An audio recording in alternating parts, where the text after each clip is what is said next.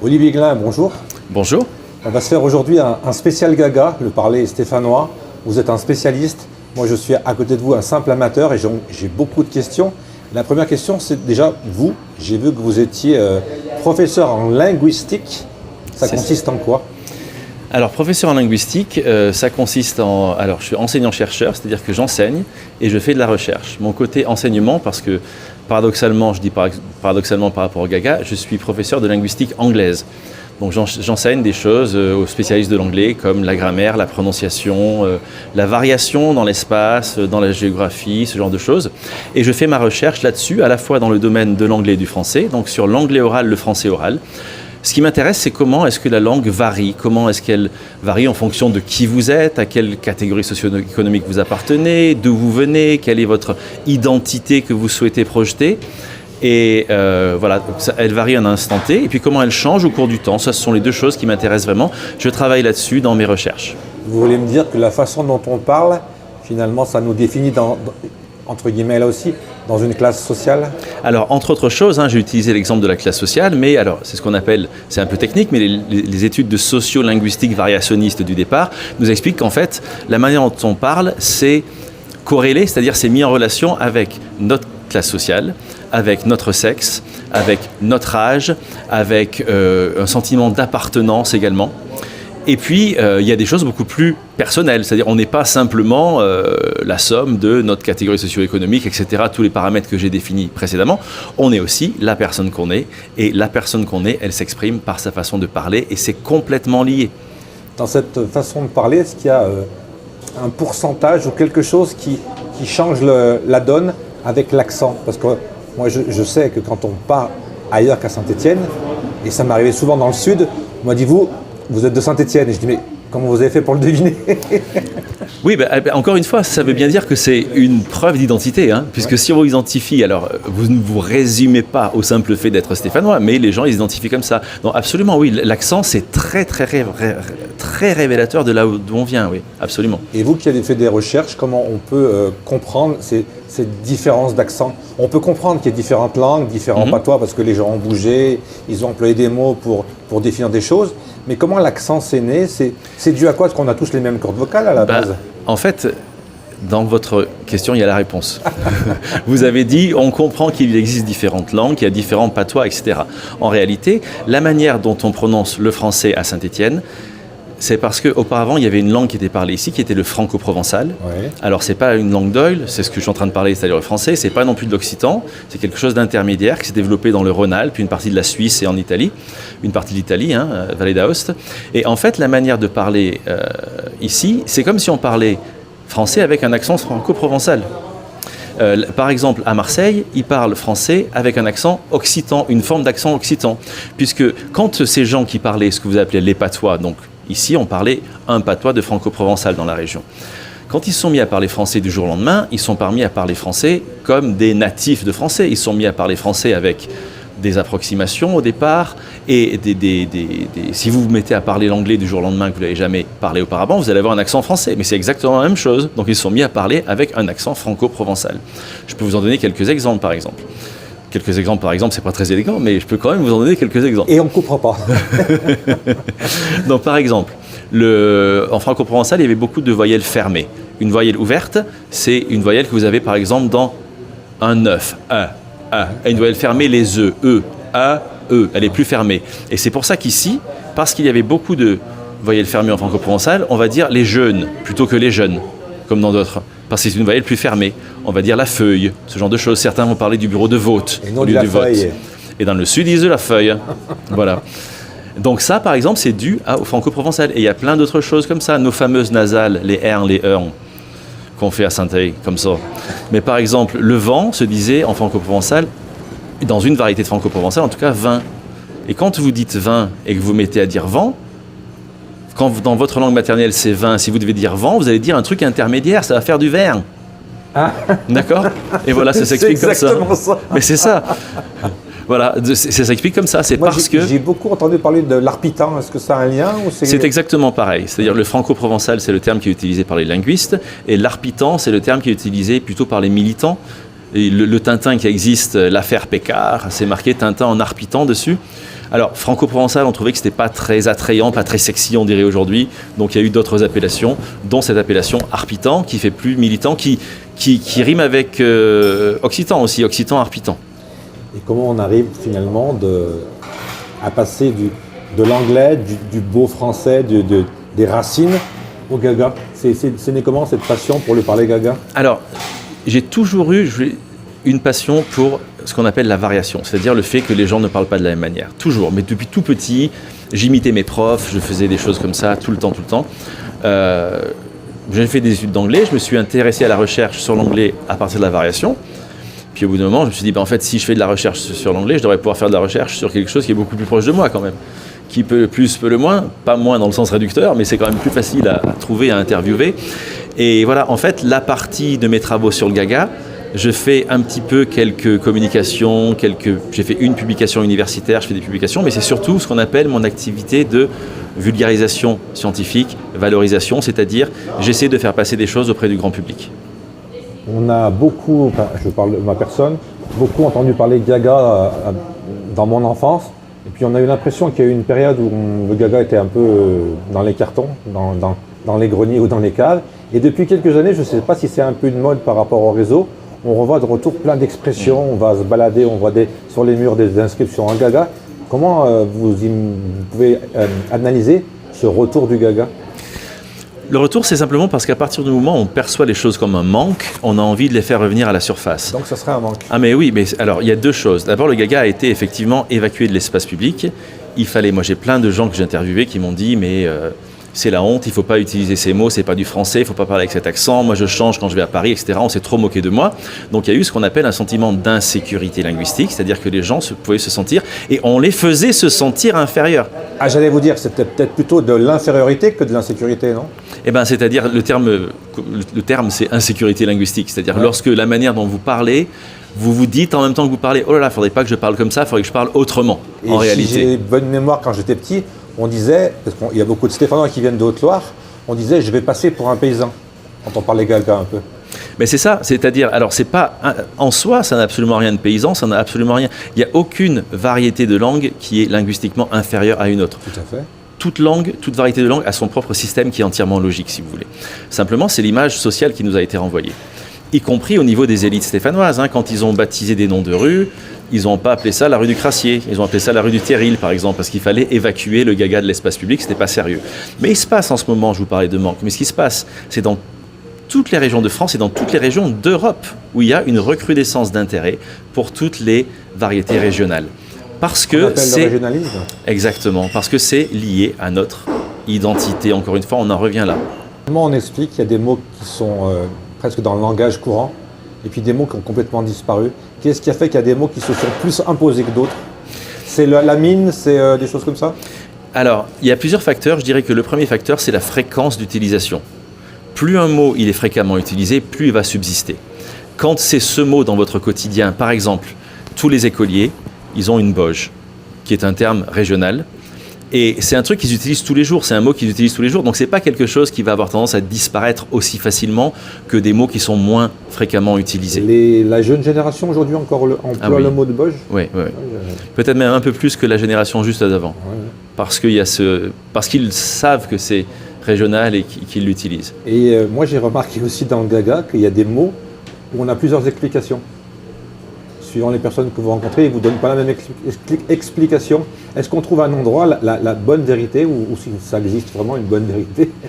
Alors, vous voulez dire par rapport à l'étymologie Par rapport à la définition, je ne sais pas. J'ai un mot qui me vient quand on disait ça va pas ton gando, ça veut dire que ça allait pas bien ta tête. Oui. Et le gando, finalement, c'est quelque chose pour ranger sa nourriture. Oui. Donc il y a deux façons d'utiliser le mot et peut-être même plusieurs. Mais ça, c'est assez logique. Alors, comme une pelle, c'est un truc pour ramasser, mais si vous avez pris un coup de pelle, c'est pareil que prendre un coup de gando ou prendre un coup de maluche. Oui, vous voyez, ça veut dire que ça ne tourne pas bien rond. Le gando servait aussi à cogner les gens qui n'étaient pas d'accord. Voilà, ça doit être ça. Donc on avait pris un coup de gando sur la tête. Voilà, c'est ça. Si mes souvenirs sont... Donc ça va pas bien ton gando, ça veut dire ça va pas bien ta tête, parce qu'il y a cette expression du coup de gando. Après, il y a des gens qui disent... Là, c'est une extension du sens du mot, donc c'est logique. Il y a des gens qui disent non, moi ma grand-mère disait ça, donc c'est le vrai sens. Mais en réalité, dans les familles, il y a toujours des sens qui peuvent être un petit peu différents d'une famille à l'autre. Je ne suis pas sûr qu'il y ait un vrai sens. Sinon, il faut regarder l'Oclad où parle les Gaga de Pierre Duplay, 1896. C'est de bien pincher derrière la fenêtre. Voilà, c'est ça. Vous avez décidé de mettre ça sur écrit, sur papier, maintenant sur ordinateur, et vous avez sorti un livre qui s'appelle Complètement Gaga, des parlers d'ici. Donc si j'ai bien compris une nouvelle fois, c'est des chroniques que vous faites à la radio. C'est ça. Alors c'est un peu paradoxal parce qu'on parle de radio, et moi je vous ai plus vu en vidéo. Oui, mais alors c'est fait. Les deux sont faits par ici Saint-Étienne-Loire. Hein. Donc la radio, j'enregistre et ça passe tous les matins. Et puis donc une fois par mois, on fait une émission, on fait une petite chronique vidéo qui passe aussi alors sur les réseaux sociaux, sur le Facebook, sur l'Instagram de la radio. Et ces chroniques, il y a des thèmes précis. Comment c'est organisé finalement? On vous dit cette semaine je vais parler de telle chose. Comment vous travaillez? Je travaille en fonction des idées qui me viennent. Donc c'est pas forcément thématique. Alors j'en ai certaines qui sont thématiques. Par exemple là j'en ai fait une sur l'hiver. À la rentrée, l'une des premières que je vais faire, c'est bilan de la première partie de saison des Verts. Donc voilà. Alors du travail. Tout ça en 1 minute 30. Hein. Mais dans la mesure où il y a parfois des rediffusions, il n'y a pas forcément de choses entièrement liées à l'actualité parce qu'elles ne pourraient pas être rediffusées. Tout à fait. Donc parfois c'est sur la prononciation, parfois c'est sur des mots, parfois sur des situations, parfois sur des traits de grammaire, ça dépend. Non mais ce matin j'ai fait quelques recherches et je suis tombé sur des vidéos et je me suis dit oh purée, c'est des mots que j'employais plus du tout et ils sont revenus à la surface et je me suis dit mais comment il va retrouver ces mots qu'on n'emploie plus? Alors mais j'ai plein d'ouvrages, hein. Alors j'ai pas la prétention de dire que je les connais tous au départ. Hein, voilà. Pas tous. Ouais. Et dans ces chroniques d'ailleurs j'essaie d'en utiliser certains mots qui sont bien connus et ça fait une forme de clin d'œil parce que les gens s'y identifient, mais j'essaie aussi à chaque fois d'en caser 2-3 qui sont un peu oubliés pour les faire justement revenir à la surface. J'ai des dictionnaires, j'ai pas mal de dictionnaires, pas mal d'ouvrages de références, c'est comme ça que je sais. Chez vous, autour de vous, il y a encore des gens qui parlent de Gaga? Vous inspirez des gens que vous rencontrez ou des souvenirs? Quelques souvenirs, oui. Qui parlent le Gaga, je ne sais pas si ça veut dire grand-chose, parce que ça dépend de la fréquence d'utilisation, encore une fois. Tout le monde, en fait, jamais, il n'y a plus aucune personne qui n'utilise que des mots Gaga aujourd'hui. C'est-à-dire que tout le monde parle français, c'est plus une variété de franco-provençal, hein, c'est une variété de français dans laquelle il y a quelques régionalistes. Le gag English, j'appelle ça. Mais oui, surtout dans ma belle famille, parce que mes parents ne sont pas d'origine stéphanoise, donc dans ma belle famille, il y a quelques mots qui circulent comme ça, ouais. Est-ce que le Gaga, finalement, c'est pas un grand sac et on y met tout dedans? C'est-à-dire qu'aujourd'hui, on a des mots, on dit bah tiens, ça c'est du Gaga. Et puis comme tout à l'heure, on va le reciter. Je vous ai parlé de la Saint-Glinglin et vous m'avez dit que c'était pas du tout du Gaga. Non. Alors que moi, je l'aurais mis dans le sac. Oui, bah ça c'est aussi le nom, c'est Saint-Glinglin. Donc c'est parce que je suis là, c'est pour ça que vous pensez à ça. C'est tout à fait. Mais autrement, ce qui est rigolo, c'est qu'on peut avoir tendance à penser qu'il y a des mots de français familier ou d'argot qui sont Gaga alors qu'ils ne le sont pas. Ouais, ça, ouais. Mais quand ils sont dits dans un contexte local, avec un accent notamment, avec un accent, quoi, vous voyez ce que je veux dire, on pourrait imaginer que ce sont des mots Gaga alors que pas forcément, non. Vous savez, la première fois que j'ai fait de la radio, ce qu'on m'a dit, on m'a dit qu'il fallait prendre une voix très neutre pour effacer l'accent stéphanois, justement. Et qu'est-ce que ça veut dire neutre? Eh bien, neutre, c'est peut-être pas marseillais ni parisien, c'est peut-être avoir une voix peut-être un peu froide, finalement. Neutre, c'est marrant parce qu'on travaille avec des collègues là-dessus. On travaille avec des collègues de Grenoble, de l'université de Lorraine et de l'université d'Amsterdam sur un corpus de personnes qui prennent des cours de prononciation anglaise en ligne. Et c'est révélateur d'un certain nombre d'idéologies, d'un certain nombre de croyances, d'un certain nombre de représentations. Et il y a notamment cette histoire de neutralité qui, en réalité, si on creuse, ne veut rien dire. Mais c'est ce qu'on nous renvoie, hein. C'est ce qu'on a dit à Jean-Michel Apathy au début, avec l'accent que vous avez, vous ne pourrez faire que le rugby. Il a d'ailleurs écrit un livre là-dessus. Hein. J'ai un accent et alors, ça s'appelle. Oui, non, mais c'est passionnant, toutes ces histoires. On va revenir au livre. Comment c'est né, là aussi? Ça a été une envie de le publier? On vous a demandé de le publier? Comment s'est passé un peu l'histoire de ce livre qui a une très belle couverture puisqu'on voit la place de l'Hôtel de Ville? Ouais. Dès le départ, donc j'ai commencé les chroniques en août 2024. Et dès le départ, j'en ai parlé, je me suis dit j'aimerais bien à terme publier ça. J'ai un ami qui fait des chroniques sur ici Provence, France Bleu Provence depuis 1999. Il fait des chroniques sur le parler marseillais. Et il en a fait des livres. Ça se dit comme ça à Marseille. Je trouvais que c'est une bonne idée. Et je me suis dit, si jamais les chroniques, elles marchent bien, ça pourrait être une bonne idée. Donc voilà, à peu près un an après, un peu plus d'un an après, j'ai contacté donc les éditions Abatos parce que je savais qu'ils avaient vocation à publier plutôt des auteurs régionaux, on va dire. Ouais. Et j'aurais demandé si ça les intéressait. Donc voilà, Jean-Pierre m'a répondu que oui. Ça l'intéressait, donc je lui ai envoyé les chroniques, on a travaillé un peu dessus. J'ai fait une légère mise en forme parce que pour que ça passe il y a des choses que j'écrivais en phonétique pour moi, par exemple, que ça ne rend pas sur la page. J'ai changé quelques amorces sur la manière de saluer les gens, mais sinon c'est le contenu exact des chroniques. Il y a un objectif de vente, c'est quoi l'objectif? L'objectif c'est ça, c'est de me faire plaisir, de faire plaisir aux gens. Si les gens ont aimé les chroniques, ils peuvent les lire. Donc si vous voulez, je trouve que c'est entre guillemets un service complet parce que il y a la radio, il y a Internet, il y a le livre qui reprend la radio, il y a un QR code sur le 4e de couverture qui renvoie à la page Internet sur laquelle sont les chroniques. Donc comme ça, quelqu'un qui souhaite aller plus loin, si ça l'intéresse, il a la possibilité de le faire. Voilà, moi ça me faisait plaisir de publier quelque chose de toute façon sur le parler stéphanois. Est-ce que ça a un côté éducatif aussi? Quand on a fini le livre, on a appris des choses? J'espère. Ça, c'est les lecteurs qui peuvent dire. J'ai essayé, alors les chroniques, elles sont la plupart du temps humoristiques. En gros, j'en faisais 5 par semaine et j'en faisais une à peu près sérieuse dans la semaine, qui était un peu plus universitaire, mais un contenu universitaire diffusé au grand public. Et les autres étaient plus rigolotes, mais dans la plupart, j'espère en tout cas qu'elles étaient drôles, dans la plupart des chroniques, même les chroniques qui se veulent les plus humoristiques, j'essaie de faire passer un petit point de linguistique, un petit point en lien avec la langue, avec mon métier. Voilà. J'ai rencontré il y a 15 jours une des papesses, je vais dire ça, du gaga stéphanois qui est Lily Barbier, je ne sais pas si vous la connaissez. Oui. Elle fait des spectacles, notamment Le Jean de ma mère. Elle écrit des polars en gaga, et donc elle nous a donné son tout dernier polar qui vient de sortir, et je l'ai donné à quelqu'un pour qu'elle le lise et qu'elle découvre le gaga. Et là elle m'a dit, écoute, j'ai vraiment du mal parce que j'y comprends rien du tout. S'il y a trop, après je ne sais pas quelle est la fréquence dans les polars de Lily Barbier, mais s'il y a trop de mots gaga qui ne sont pas expliqués par le contexte, c'est difficile en réalité. C'est-à-dire que ça peut potentiellement être pour cette personne presque comme une langue étrangère. Tout à fait. Voilà. Ce livre, on peut le retrouver où? Dans toutes les bonnes librairies? Alors à terme, il y sera, je pense. Pour l'instant, il est à la librairie de Paris. Ouais. Il est également à l'Etra. Il est également à Natal-Audière. Sur le site évidemment d'Abatos, vous pouvez le retrouver aussi. Est-ce que le livre, on a l'impression finalement quand on parle de gaga que c'est nous les Stéphanois, entre guillemets. Est-ce que ça intéresse les gens de Roanne aussi, le gaga? Ou alors ils ont un autre gaga qui est peut-être plus lié à Lyon? Alors de toute façon, pour être tout à fait honnête, 80% des mots qu'on utilise sont des mots régionaux. C'est-à-dire qu'ils sont aussi utilisés à Lyon. Ah oui, à Lyon aussi. Pour l'anecdote, on est en train avec je ne sais pas si vous connaissez Jean-Luc Épal. Bien évidemment, je l'ai rencontré à un salon du livre à Saint-Just-en-Rambert. D'accord. Donc on est en train de coécrire le Robert du parler stéphanois, parce que les éditions Le Robert font des petits ouvrages sur les parlers régionaux et vont sortir le même jour. Ça se dit comme ça à Lyon, écrit par Jean-Baptiste Martin, et ça se dit comme ça à Saint-Étienne, écrit par Jean-Luc Épal et moi.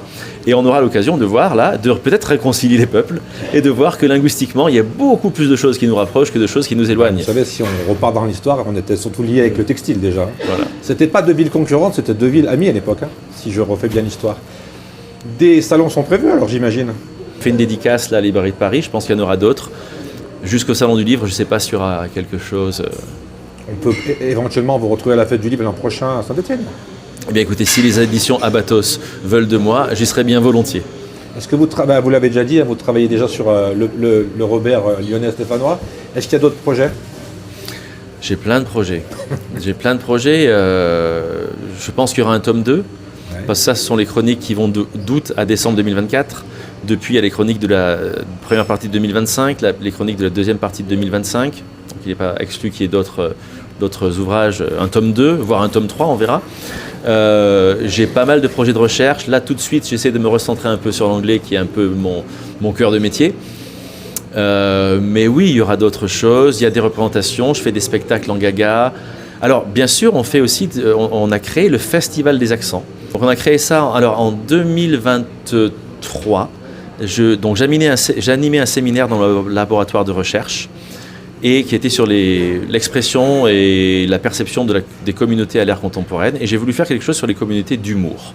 Et pour ça, j'ai invité 2 communicants, dont Jean-Luc Epal, et j'ai invité Médéric Gasquet-Cyrus, qui est collègue de linguistique de Marseille, et c'est lui qui fait les chroniques à la radio depuis 1999, parce que je me disais, voilà, un comédien et un universitaire, donc a priori des métiers complètement différents, mais un universitaire qui sont liés par les mots quand même. Voilà, qui a beaucoup d'humour, et qui ont ceci en commun que d'avoir une passion pour les accents, pour les langues régionales, et que de faire des chroniques chacun, parce que en fait, c'est Jean-Luc Epal qui faisait les chroniques avant moi. Je sais bien, je sais. Donc voilà, ça a été Il y a même eu Jérôme Sagnard avant lui.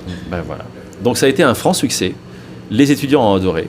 On s'est retrouvés le soir. On avait des collègues de Lyon qui avaient aussi invité Médéric la veille. Et on est allé voir un spectacle de Jean-Luc. Et en fin de soirée, après avoir bu quelques verres d'eau, nous nous sommes dit, mais on ne peut pas s'arrêter là. Il faut qu'on fasse le Festival des accents. On a créé édition 0 2024, édition 1 2025. C'est pour se rencontrer des universitaires, des comédiens, des gens des médias, des gens d'horizons différents qui ont ceci en commun d'avoir une passion pour les accents ou une passion, un intérêt tout au moins pour les accents. Donc on a fait les 2 premières éditions à Saint-Thé et la prochaine édition se fait à Marseille, 2026 Marseille. Moi, si je peux me permettre, j'ai aussi l'impression que le Gaga, ça nous raconte une histoire du passé aussi. Et moi, je suis très attaché au passé stéphanois. Bien sûr. Vous avez raison. Ça nous raconte une histoire du passé parce que, en fait, on a pas mal de mots qui sont oubliés. Mais à mon avis, il ne faut pas que ça nous raconte uniquement une histoire du passé. C'est-à-dire que souvent, si ça peut... Souvent, le passé peut être aussi un tremplin pour rebondir dans l'avenir. Exactement. Voilà. Donc, j'ai d'ailleurs insisté pour qu'on rajoute sur ce 4e de couverture. On y apprend à foison sur l'origine des expressions de nos grands-mères, mais aussi celles qui résonnent parfois encore dans les cours d'école. Vous voyez, j'ai fait rajouter des choses comme ça. Parce que, oui, mais vous avez raison. Et il ne faudrait pas que ça disparaisse, justement. Enfin, ça, je sors de ma réserve de linguiste habituelle pour dire ça, parce qu'un linguiste se contente de décrire, normalement, ce qu'il voit. Et nous, on n'est jamais neutre, on prend toujours parti. On n'est jamais neutre, c'est très bien. beaucoup d'ennemis, mais on prend toujours parti. D'accord. Et puis finalement, avec le temps, on se dit, bah tiens, il avait raison. Pas tort. Ouais. Non, c'est prétentieux de dire, on avait raison, mais on n'a peut-être pas tort, c'est voilà. mieux. C'est déjà pas Juste mal. pour conclure et vous rendre au train qui va vous attendre, quelle est votre expression, votre mot gaga que vous mettez en tête, que vous préférez, ou que vous utilisez le plus? J'aime bien, alors des mots, j'aime bien matru, ouais. J'aime bien badabeu. Ouais. Bon, alors j'évite de traiter les gens de badabeu de manière trop régulière quand même. Mais je trouve que c'est assez gentil finalement. Oui, c'est gentil. Si on vous traite de con, vous le prenez mal, si on vous traite de badabeu, vous rigolez. Voilà, c'est ça. Et d'ailleurs, l'intention du message ça sera pas donné avec la même intention derrière. Tout à fait. Les deux. Qu'est-ce que j'aime bien comme expression véritablement? 8 jours sous une benne, j'adore. Je l'ai entendu toute ma vie. La punition la mieux terrible de tous les termes. Et vous savez la définition, si je l'ai bien lu. Hein. Oui, oui. On pouvait survivre 8 jours sous une benne après un coup de grisou quand il n'y avait rien à manger. Quoi, alors, apparemment, c'est... Encore une fois, il y a des... Alors... Mais c'est pour ça que je voulais avoir la vôtre. Alors, il y a pas mal de gens qui disent ça, hein, mais ce serait peut-être essentiellement lié à une histoire de poulailler. Alors ça, j'ai jamais entendu. Lorsque les poules... Alors, je dis ça. Lorsque les poules, si elles avaient trop pondu, ouais, il fallait les mettre sous une benne pour les mettre au noir, de manière à ce qu'elles pondent à nouveau. Ça les perturbe. Voilà, ça pouvait les faire pondre plus régulièrement. Il faut que je vérifie l'étymologie exacte, qui doit y être là-dedans quelque part. D'ailleurs, moi j'en ai une dernière à vous poser comme question. J'ai toute ma jeunesse et presque toute ma vie entendu cette expression, qui est purement stéphanoise, qui est, quand tu sors du coiffeur, t'es passé sous le tram. Oui. Est-ce qu'on peut il y a une origine, quelque chose qui l'explique ça? Je sais pas. Si ce n'est qu'on imagine que si on passait sous le tram, on serait très court. Voilà. Mais mis à part ça... Parce qu'on disait aussi, t'as pris le tram dans la figure, enfin on disait pas tout à fait comme ça, mais c'était pour dire autre chose. Là, j'avoue, je sais pas. Je connais l'expression, hein, je l'ai utilisée. On l'utilisait pas mal quand j'étais petit, hein, t'es passé sous le tram. Mais ouais, à part là, je vois pas pourquoi. Je recommanderais pas aux gens d'essayer pour voir ce que ça donne. Bon, bah, on va aller peut-être à la Vogue quand elle viendra et on ira peut-être se mettre en caisse si on a trop de travail. Ça marche. Et puis j'en connais d'autres, mais elles n'arrivent pas tout de suite. En tout cas, merci d'avoir fait le déplacement. Un grand merci à vous de m'avoir invité. Merci de nous avoir présenté complètement gaga, parce qu'on est complètement gaga. Moi, je viens d'avoir un petit-fils, donc je suis content et je peux même utiliser l'expression. Et j'en suis déjà complètement gaga. Eh ben, c'est parfait. Profitez-en bien en tout cas de ce petit-fils. Merci beaucoup Olivier. Et puis j'espère qu'on se recroisera dans le futur. Eh ben, avec grand plaisir. On échangera sur le gaga. Ok. Merci beaucoup, au revoir. Merci à vous, au revoir.